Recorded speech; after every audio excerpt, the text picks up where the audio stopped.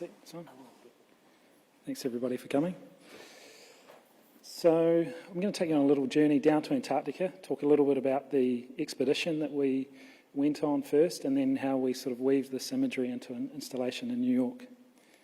One of the things I like to start with is actually getting an understanding or a context of how big and how immense Antarctica is. This is a version during the summer phase, I guess, or summer period. And then here's when you've got the winter ice shelf. You can see the size changes. And also if you can see Australia there, you can sort of see the huge changes that happen. And last year when I was doing a talk, or a couple of years ago, one of the scientists pointed out that if you tip New Zealand from Stewart Island and rotate it around, the tip of the North Island will touch Antarctica. So that sort of shows you how close we are to that environment.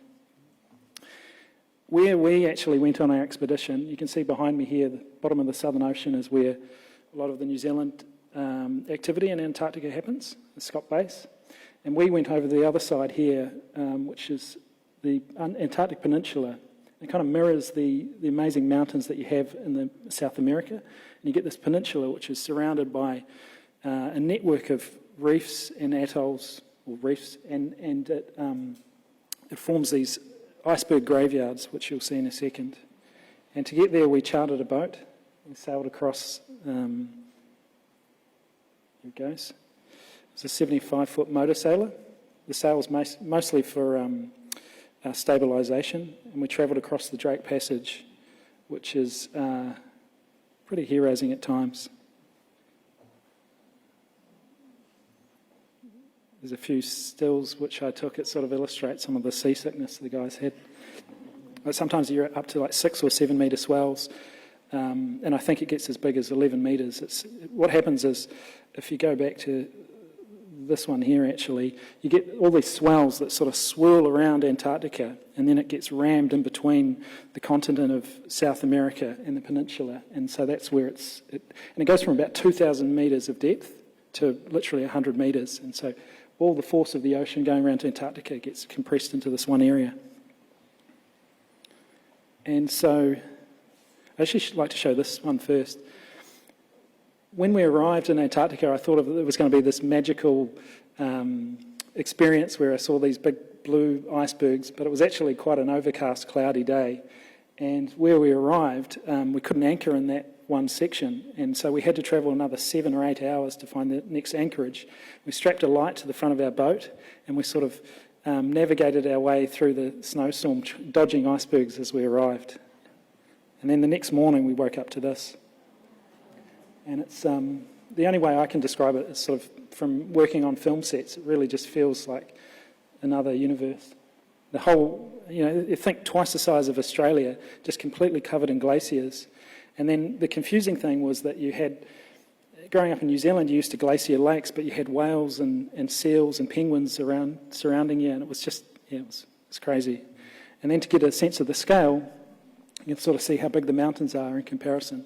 So that chain of mountains that come down through South America and then is mirrored in the peninsula. So you constantly got these huge glaciers that are carving off and going into the ocean. Another interesting fact is that all the bases that you visit, you can see the stamps there, they all have different insignia. It's like this was the Chilean base, and they have penguin stamps and different things. So it's quite a fun thing visiting all the different scientific bases.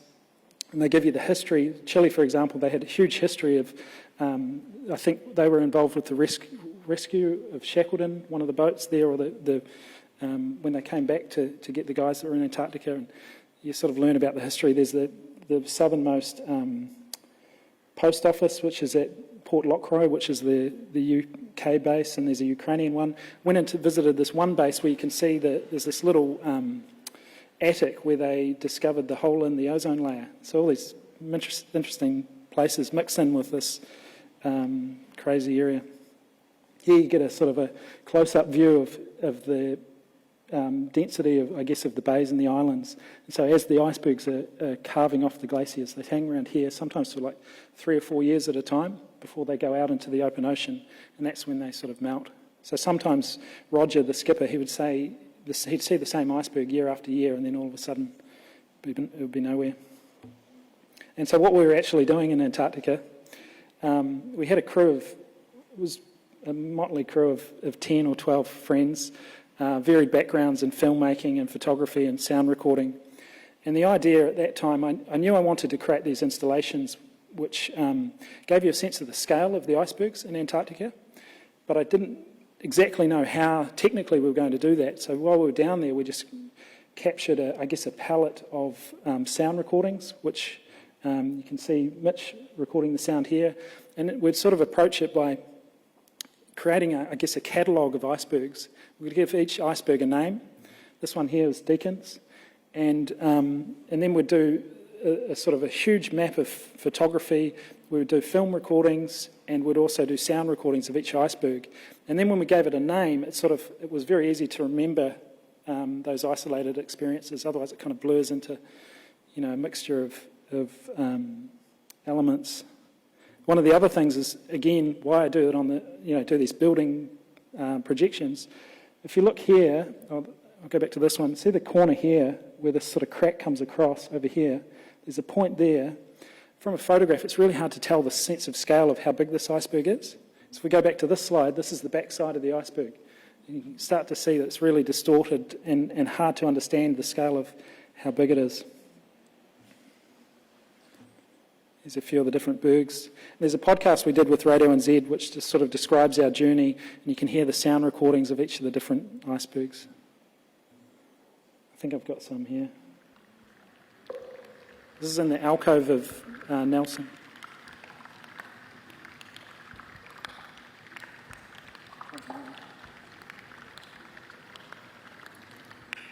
It was crazy, all the different sounds. Some of them like bacon and eggs, other ones with like thunderstorms, and there's a whole variety of sounds that we then incorporated into the installation.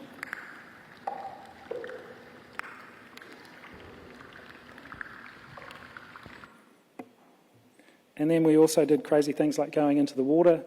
I didn't actually, I sent the guys in, but it was Jeff and Nick here had 18mm wetsuits, and we wanted to sort of get a sense of, it was kind of like understanding the cycle and getting a sense of all aspects of the environment. So we went underwater and got some underwater shots. I went inside glaciers, which you'll see in a second, and actually there's a photograph in the exhibition on that. And then we created these huge resolution photographic plates. So this is a composite of maybe 30 or 40 photos. And so I wanted to have much more resolution than I thought that I'd ever need. And so then as we're doing different buildings and different parts of the installation, I've got lots of resolution to play with. Here's another shot of Jeff and Nick. And this is another shot that's in the exhibition here. This is Mitch recording the sounds inside Lincoln. This is the cave of a huge iceberg. And to put that into context, we could have sailed the ship, the mast would have, gone inside this cavern. It was just huge. I think this. You were saying that Mark actually went in, didn't he go in there? Yeah, Mark did actually go inside. It's frightening to me, given you can see all the cracks above the. I'll play the sounds actually. This one was amazing. It sounded like a thunderstorm.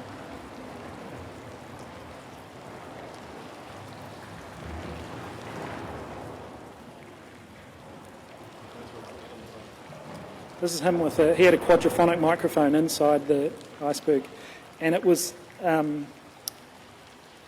pushing the limits of health and safety, especially when he had our skipper, Roger, on the boat with him. Roger had been down to Antarctica 3 or 4 times for the last 20 years, and he said it was his dream to do this.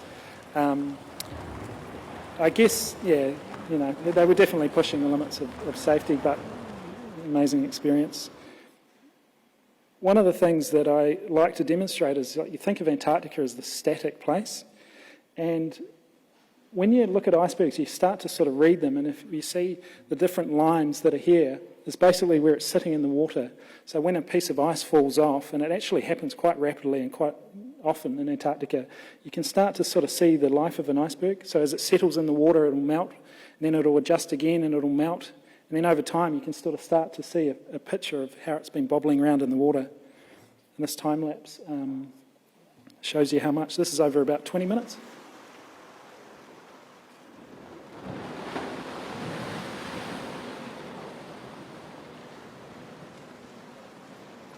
And afterwards you'd see the sea of brash ice, it's called. It feels like a tsunami or like after you see the cyclones, just all the rubbish, building in the water. It's the same sort of feeling. One day there was an iceberg that rolled in front of us and all of this ice disintegrated and it just slowly, slow motion tsunami pushed the boat back. And then there were, this one's cool actually, Yoko. It's this is hydrophone of the air molecules coming out and popping out from underneath. And also you think of this as ice that's been trapped in there for up to like 10,000 years. Sorry, air.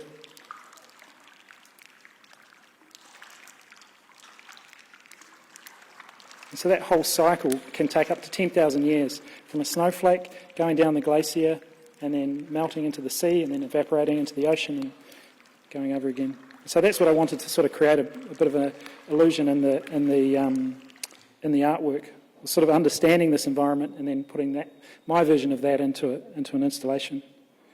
We also went on land and, as you see in the photograph in the installation, down inside some crevasses, wanted to get that sense of blue ice, or what it feels like to be inside the iceberg. And then Simon, who's a good friend of Rhian and mine, would sit in front of these glaciers for days at a time, waiting for ice to carve off the side. So we could use that as an element in the installation as well.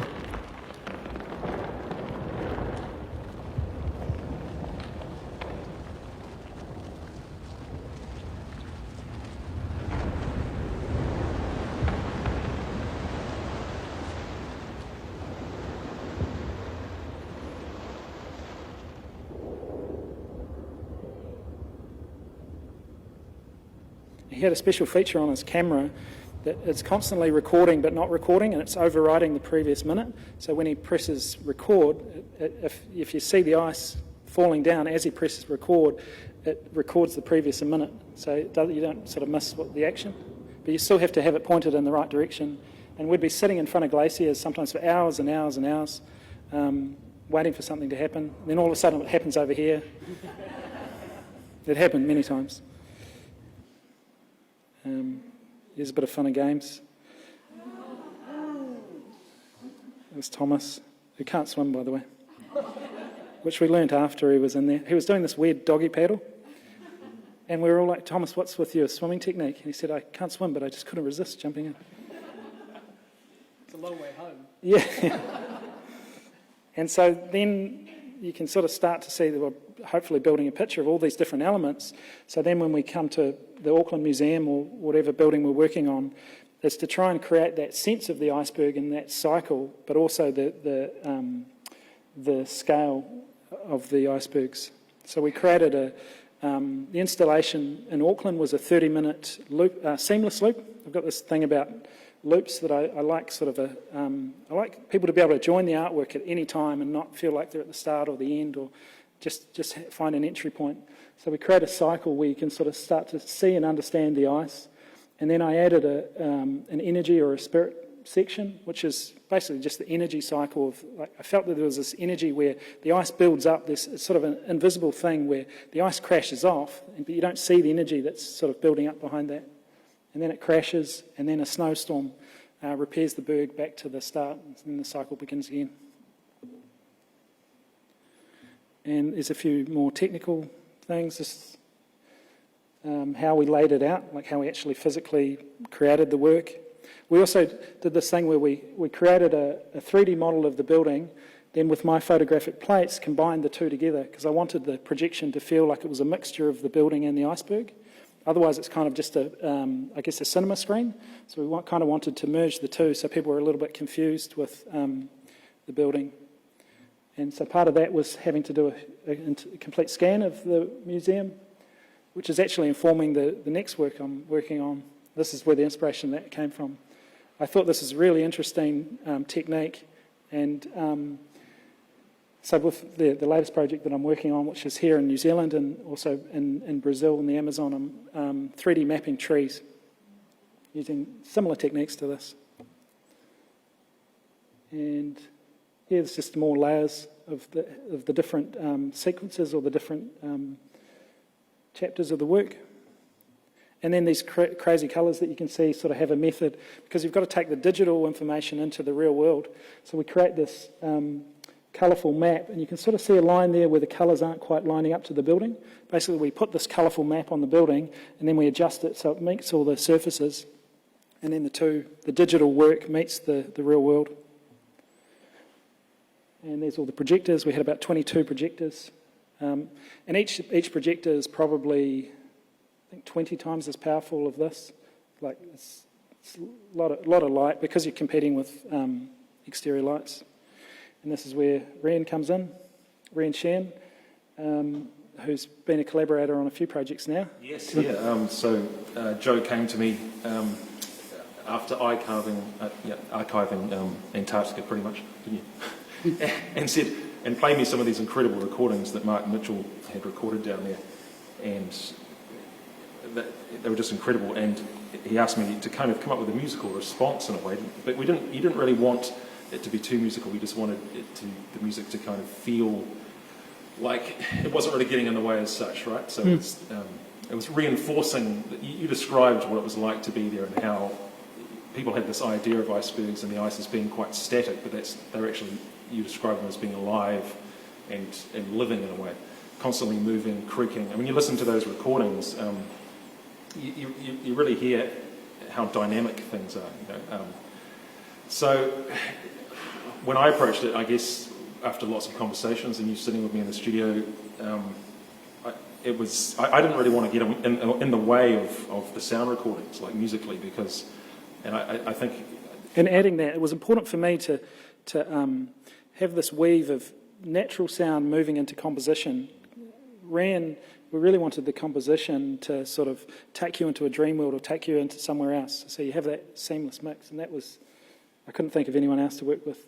Yeah, it was... and I remember when we would set it, finally set the audio, the speakers up and the projectors up at the Auckland War Memorial Museum, and there was a moment where we were testing the sound, and when one of the bergs falls off, you actually feel the physicality of it from the sound recording, and it's so powerful with the subs that it made me run away from the building. I felt like the building... Not just that, everybody was coming out from the inside of the building. Everyone who's working at the museum in Auckland came out to see what was going on. Because I wanted this, like Rhian said, we wanted this physicality to the sound. So we had elements of composition and elements where you'd really feel the icebergs. Yeah, so then I guess the music was just reinforcing...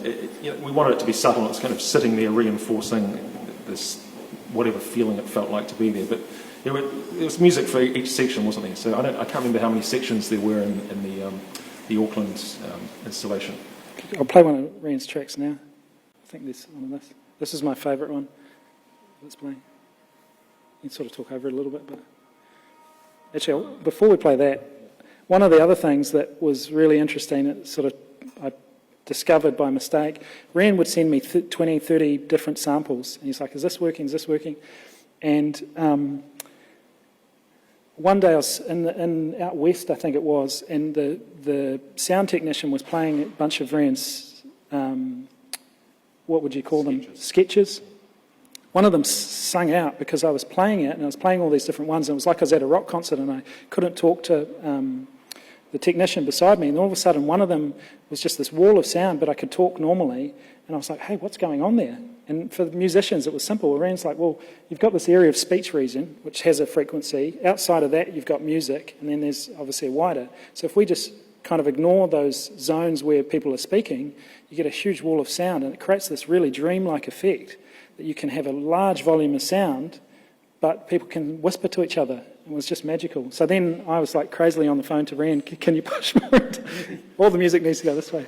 Yeah, I mean, I did things like, I actually used some of the ice recordings and ran it through a granular processing, which is kind of an audio program that cuts up a sample into thousands of pieces. You can choose the area that you want to cut up, and it kind of randomizes that wave file and creates an overall kind of pad. So I made pads actually out of, kind of organic sounding pads using some of the original ice sounds, but I don't know if this is one of them. But. This is one of my favourites, yeah. Slow entrance in, but yeah.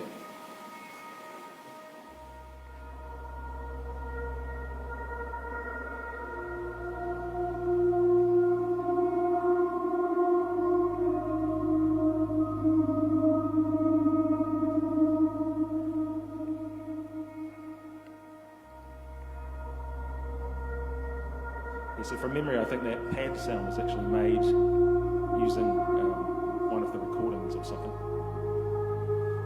Can you explain a little bit what's happening with your studio? Like, it's pretty magical, eh? Yeah, lots of toys.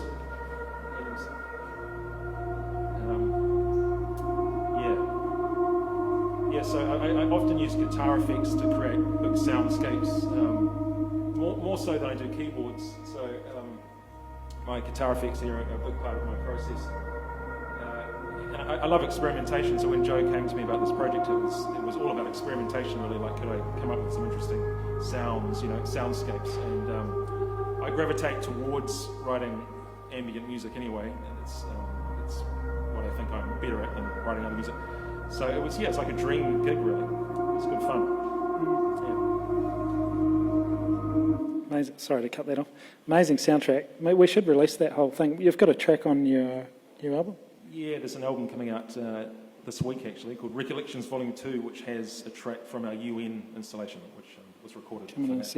Another track that I love from Rhian, and this is, he recorded, can you explain what you're doing here? Oh, this was just a quick idea, actually, just a sketch. It was recorded on that piano that you can see in the corner there. And I was never very happy with it.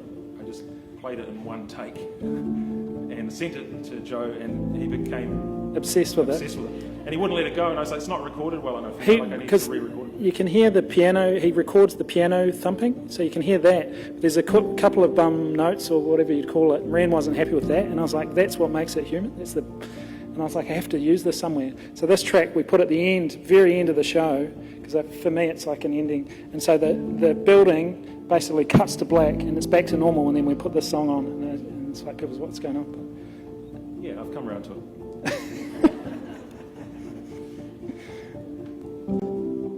And then, this is some of the VR stuff. Basically, because Auckland was the first time I'd actually done an artwork that was, hundreds of metres wide. To try and understand how things are going to work on a big scale, we created this VR system so I could get inside and see what it looks like, elements of the show. Because until we did the projection in Auckland, that was when we really got to see what was working and what wasn't.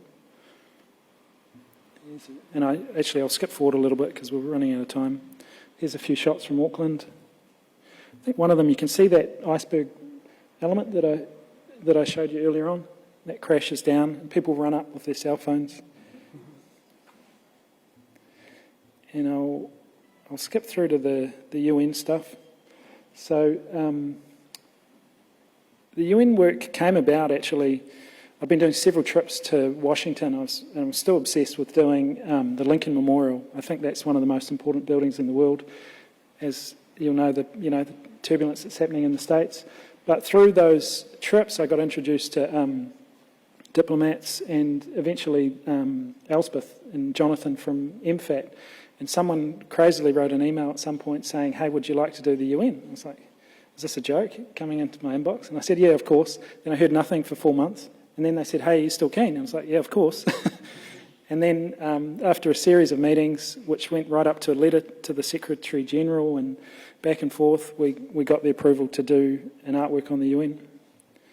And part of that negotiation was actually not just doing one. You can imagine all the work that goes into one iceberg. But we also had to do a secondary artwork, which was called Voices for the Future. And part of that was they thought that the iceberg's quite confrontational, probably focusing more on maybe the problem of climate change, and they wanted a bit more of the solution. So we got 6 youth advocates from around the world. We chose to use the 6 UN languages. And so we sort of covered every continent, literally. We had an Arabic speaker from North America. We had Greta Thunberg, who was covering Europe and speaking English. And then we had a Moroccan speaking French, covering Africa. Jason, who was, as a student at Auckland Uni, actually speaking Mandarin and talking about living in New Zealand, which was quite interesting to hear someone speaking Mandarin and talking about living by the coast and the sea. And then we had Sasha, who's covering Asia but speaking Russian, and another girl, Karen, who was speaking Spanish. So alongside the iceberg, each of these sort of tell their story of living through climate change. And we had their was actually a collaboration, some soundtrack from Rhian, but also Brian Eno, and we had their words. I was hoping to have it untranslated because I just loved the notion of celebrating all the different languages up the side of the UN building, which is 42 stories high. So it's above the Sky Tower, that's taller than any building in Auckland or Wellington. And just talk quickly, you can sort of see some of the work that we did to, because part of it is sort of this merge between an iceberg and the building. So we had to literally create a 3D version of the iceberg, which we then do a shadow pass on.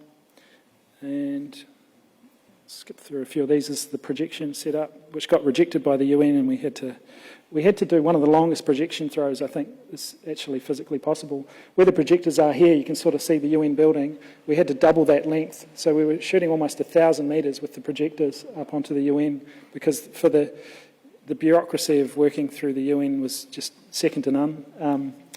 There was a marquee that they had up. It was set up, I think, 3 metres from where we wanted to have our projectors. So they said, you're just going to have to not do the top half of the UN. And we're like, that's half the work. So we found a position right down the back end of the UN and managed to project from there.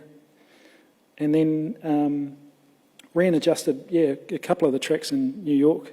This one was particularly amazing. It was a shorter experience, wasn't it? I know it was half an hour long. It was half an hour, but the iceberg went for 15 minutes this time, and then we had 15 minutes of the other one, yeah.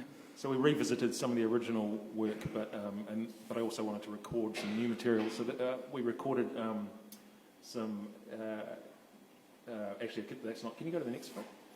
I've got the sound. Yeah. So this is an instrument of mine called a guitar viol, which is quite unusual. I had it made for me in the States. Can I play the sound? Yeah.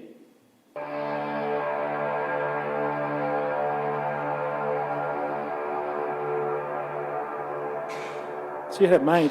Yeah, so we recorded this in a huge container silo in Miramar, which is actually the old California Garden Centre, which has this incredible reverb like you've never heard, and it really worked with Joe's work, I think, because there's something about the sound of that room that it just sounds icy in the instrument.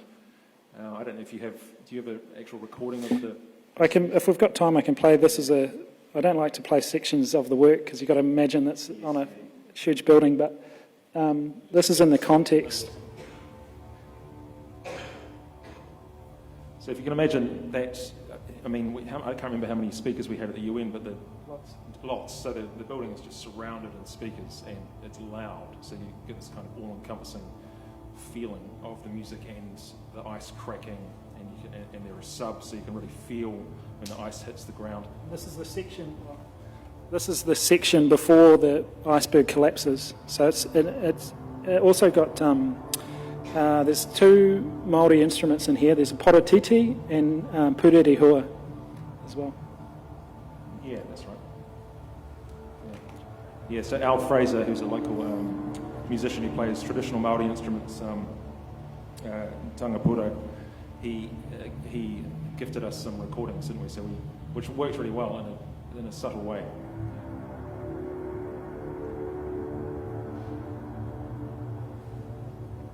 You can hear them floating around in the background there.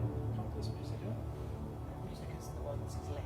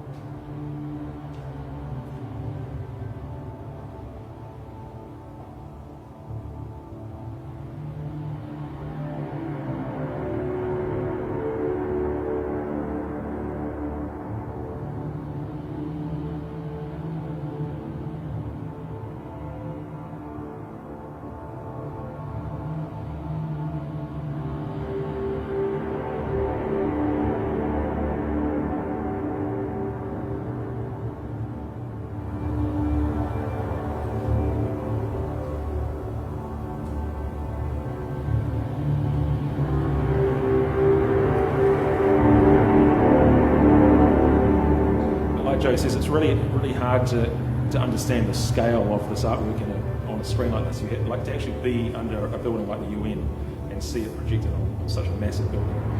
It's quite something. And nothing happens quickly in my artwork. You sort of slowly into it. This is actually, I think this is off your phone. Yeah, it is.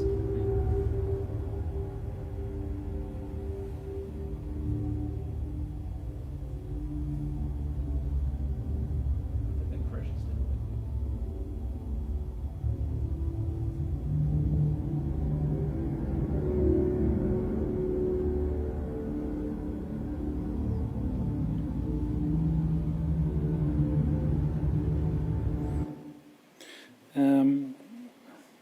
I've talked a little bit about the Voices for the Future section.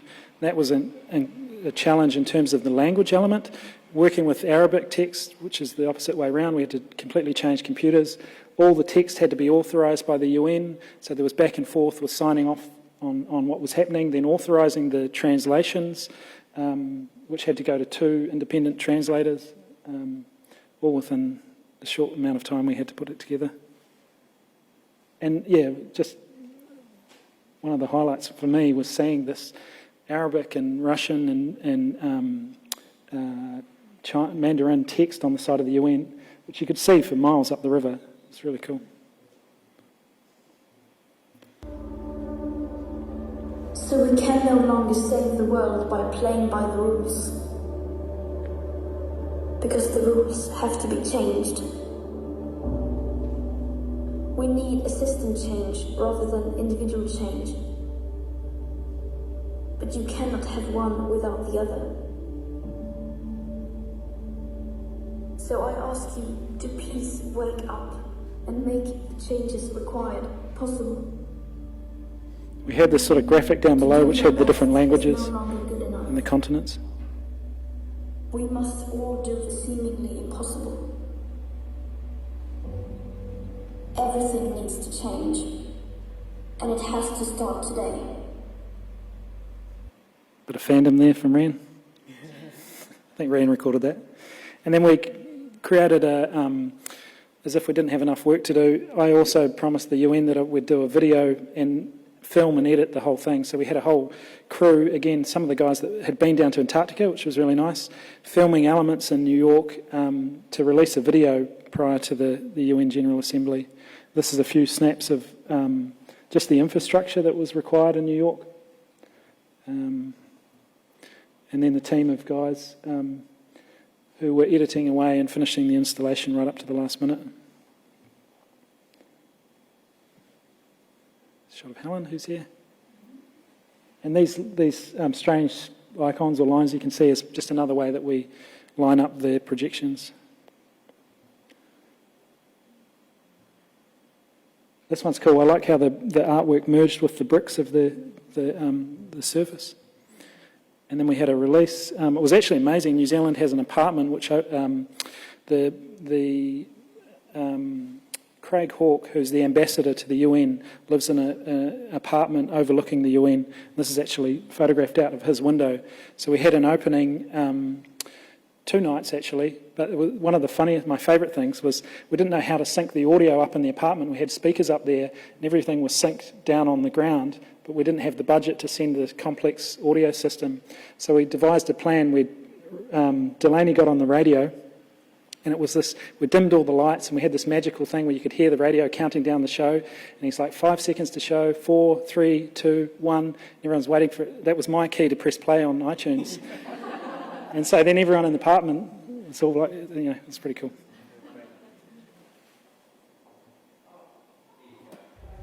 Here's the one of the videos that we produced.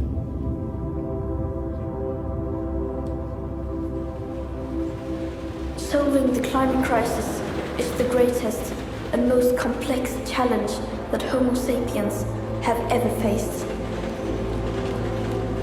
Люди должны понять, что наносит вред Земле.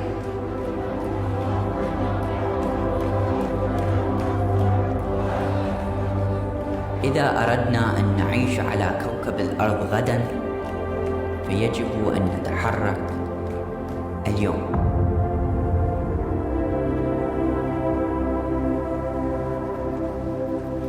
Nous devons nous en préoccuper tout le temps. pas seulement pendant les conférences sur le climat ou le sommet des Nations Unies.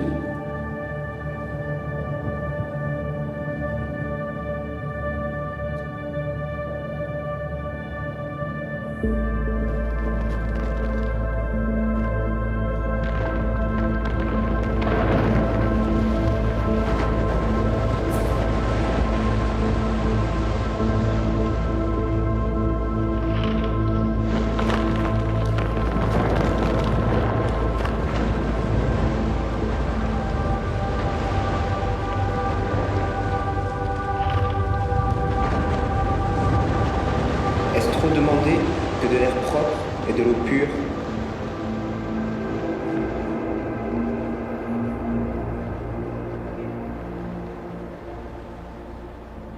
Creo que podemos cambiar el rumbo que el mundo está tomando.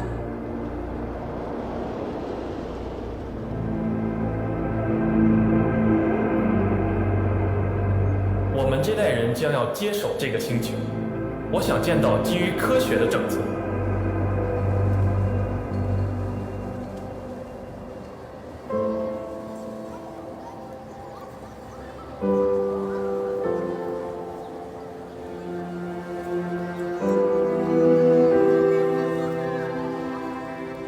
Everything needs to change, and it has to start today.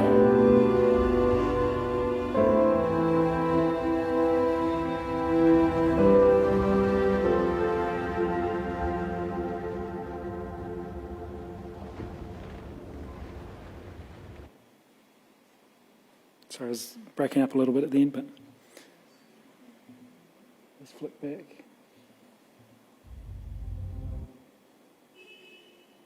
Oh, that might come through. I've got another still after that, but it's all good. Any questions? Or Simon, did you want to ask some questions? I'll just flick through to see if we can get an image up. Wow. Let's start there again. Wow. Yeah, there's the team from New York. It's a good time for the projector to fail, actually. Such an extraordinary feat of technical and craftsmanship. Sorry to use the gender specific there. But all I get out of it is love. So, you know, there's so much love in it. Love for the land, love for the planet. You can feel the love between the two of you. You know, do you feel comfortable? Well, I'm keeping them apart. There's definitely a bromance there. There's a bromance, yeah. Do you think love played a role? Just? Yeah, I mean, of course, yeah. We do it for the love of it, yeah. For me, yeah, I don't know. I feel very privileged to have the opportunity to do trips like that, the exploration, also the whole process and working with people that I admire is amazing. The frustrations and the challenges are not great at the time, but once you're through it, actually you make a better experience. So.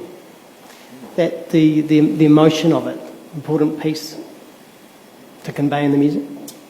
Yeah, I mean, I can't take all the credit for it. So Brian Eno had heard about the project and he came on board and gifted us some music and basically said to me, you can use what you want out of, I can't remember how many releases it was, but it wasn't his entire catalogue, but he was specific about pieces we could use. So when we were in New York, I spent some time kind of editing Brian Eno's music around mine, which was surreal. And that was just for the voices section. Yeah. Just for the voices section, yeah.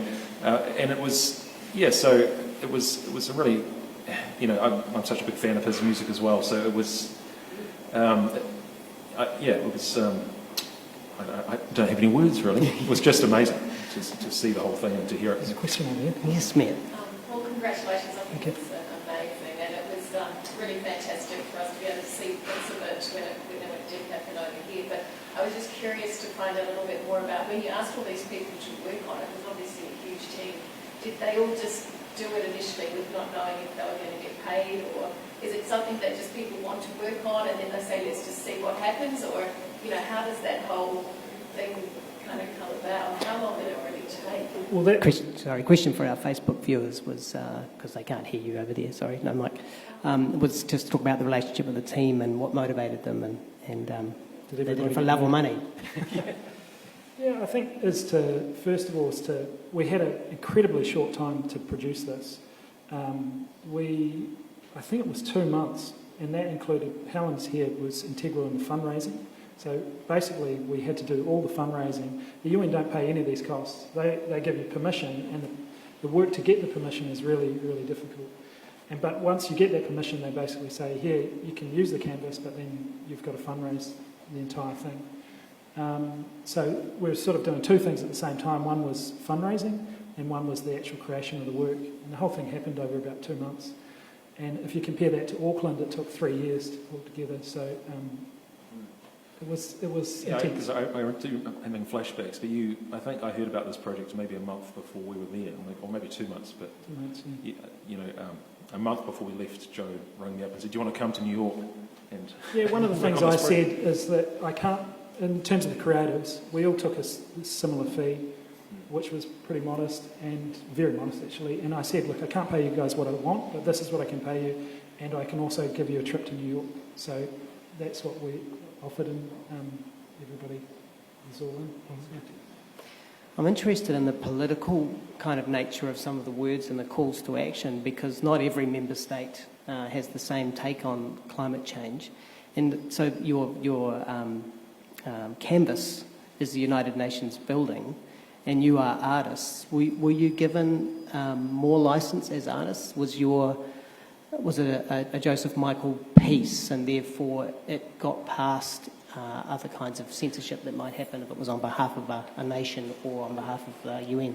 I think it's very bureaucratic, so anything that's not contradictory to one of the conventions or something like that, it's very hard for them to say you can't use this. But also at the same time, this was a step outside of what I normally do with the artwork, because I like the abstract nature of an iceberg. You can't argue with it. And for me, the idea with, I guess, some of these notions of climate change and what we need to do, it's sort of getting on board with care of the environment first and foremost. So sometimes when you get into the text, people are focusing too much on what people are saying. I'm trying to connect to the emotion of people being interested in the environment and why we protect it, first and foremost. And then it's their own journey to understand. So it was funny how they wanted us to do this whole section around people talking about their experience in climate change. We just sort of ran with it and said, look, if you had the chance to do that on the United Nations, what would you do? And we felt that it's the best way is to have youth, the youth is, because it's the next generation coming through, it's going to have to deal with the majority of this. Have them expressing what it's like to live in areas that are starting to see the effects of climate change, which is everywhere. Yeah. Yes? Length of time in Antarctica? Yeah, the length of time in Antarctica, it was about 22 or 24 days, and that included 3 or 4 days travel from Ushuaia, which is the bottom tip of South America. It was funny, like I've been there once. I met Peter Hillary the other day, and he was talking, and he's like, "I love your photographs and stuff." And I said, "This, it was an amazing privilege to go there. How many times have you been?" He said, "I've been down 38 times." I was like, "Wow, I've got a few to go." Yeah. But and it's funny, like that experience of going down there was totally surreal. I think it's probably grown since I've been there. One of those experiences, the more I think about it, and that's why I really enjoy sharing the experience, because it's, and especially in times like, what everyone's gone through this year, it's really just surreal. Was this one of those projects where you had a clear artistic vision of exactly what you wanted it to look and feel like before you went, or did that develop while you were down in front of the ice? There's a combination that I knew that I wanted to do building installations,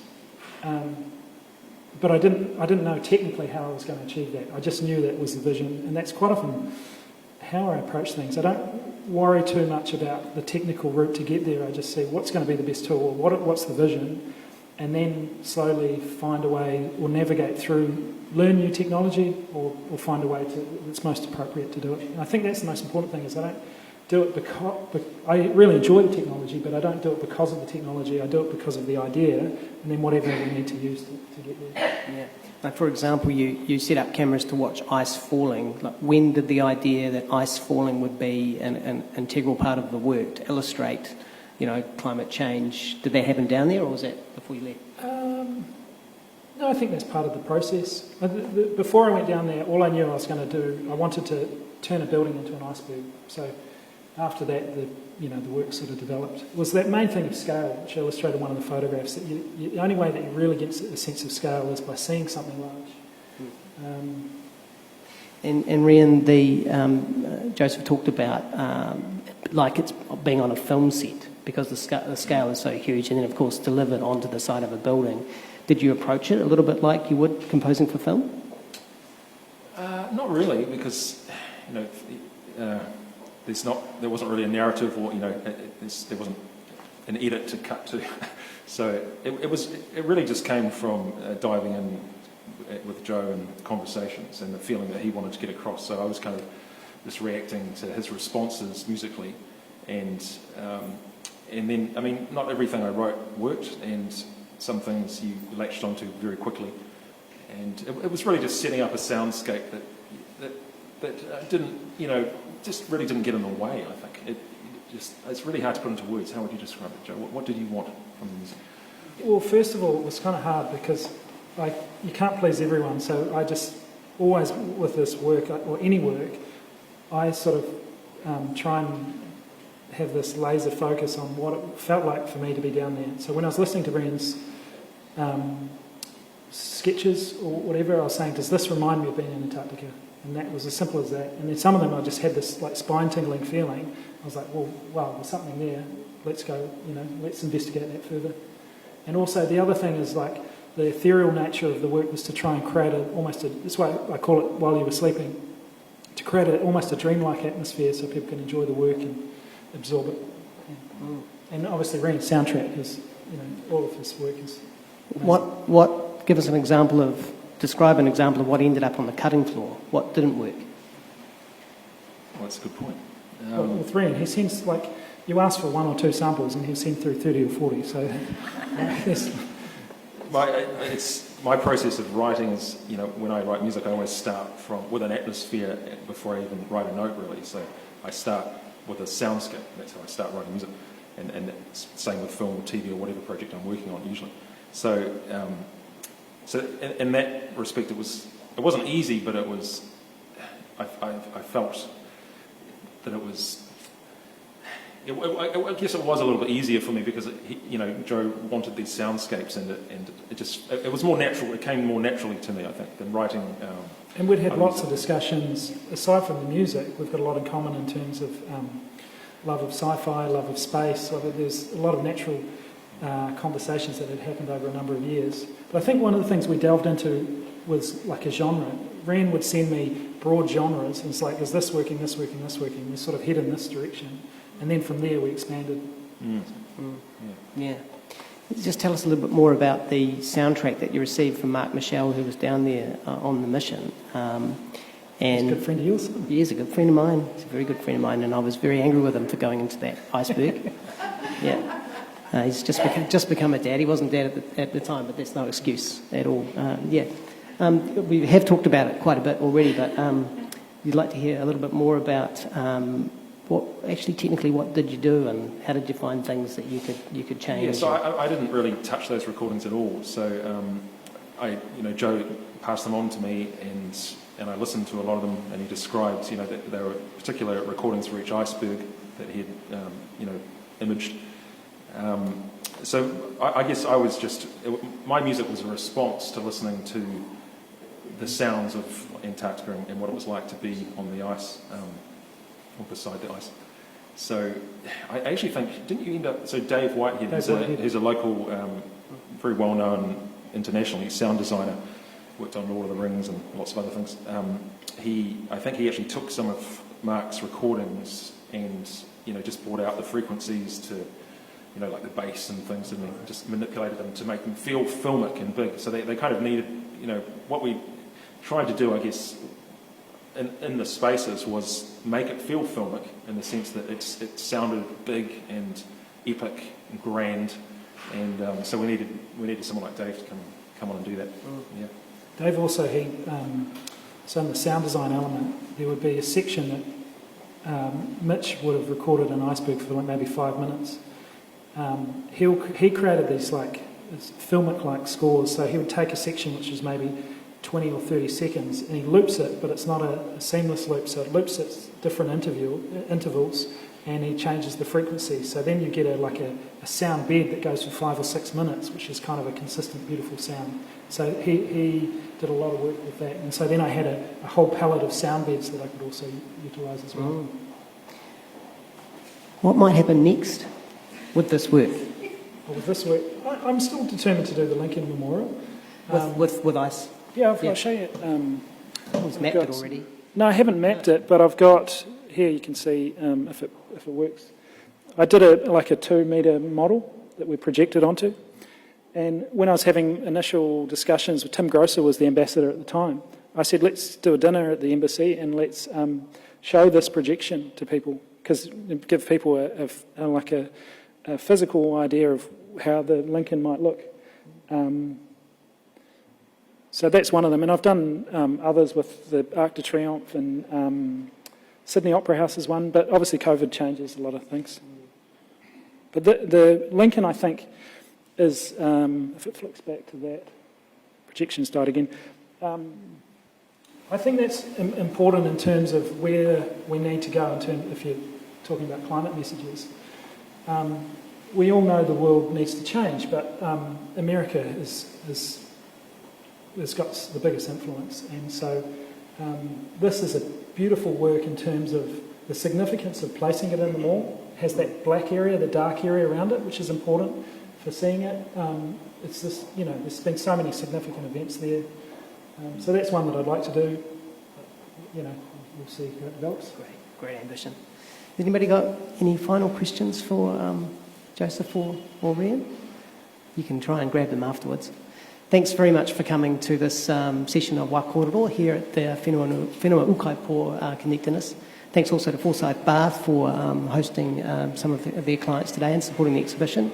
Really greatly appreciate that. And tonight there is a discussion, wahine toa, some strong Māori-led female discussion with wahine artists tonight at 6 o'clock.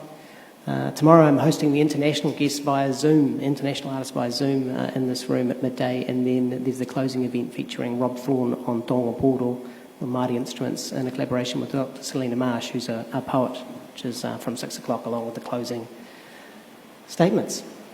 Thanks very much for coming. Let's have a round of applause for these two geniuses.